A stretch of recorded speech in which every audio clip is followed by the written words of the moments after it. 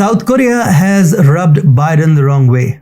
Biden's immense lust to fuel the Ukraine war has been watered down by Seoul. The United States' alliance with South Korea is withering down every day, and it's only Biden to be blamed for all of this.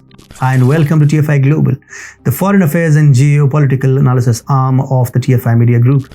I'm your host Atul Mishra. Let's begin. One of the most crucial ties for the United States, both in Asia and globally, is its ties with South Korea. However, after the Biden administration came to power, the alliance has seen continuous conflicts. As the collaboration between the US and South Korea approaches its 8th decade, the Biden administration has put the alliance's integrity in jeopardy to achieve its nefarious geopolitical objectives. According to a US official, the US is looking to purchase 100,000 howitzer artillery rounds from South Korean manufacturers to help Ukraine. The intention of the US government is to support Ukraine's counter-offensive efforts against Russia. Ukrainian authorities are pressing for more weaponry and assistance from the US and Western allies.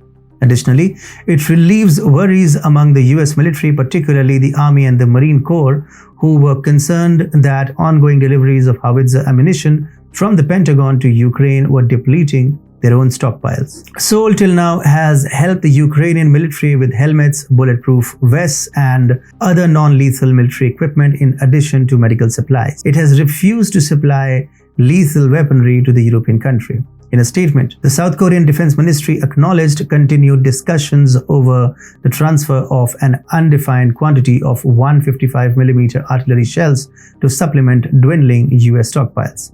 The ministry asserted that the negotiations are going forward with the assumption that the US will be the end user of those rounds and that Seoul will maintain its principle to support Ukraine, but only non-lethally. However, this wasn't the first time South Korea refused to engage in weapon supplies to Ukraine. Following Russia's attack on Mariupol in April, Ukrainian President Volodymyr Zelensky asked South Korea to deliver lethal weapons, but Seoul refused. Just a few days ago, a report by Czech daily IDNES claimed that the Chiron Man Portable Air Defense System, or MANPADS, from South Korea is about to fall into the hands of the Ukrainian military. The report threatened South Korea's relations with Russia. It was so serious that South Korea's President Yoon Suk Yeol himself had to clarify that nothing of this sort was in motion. Yoon Suk Yeol emphasized that he won't do anything that would harm the relations between Seoul and Moscow.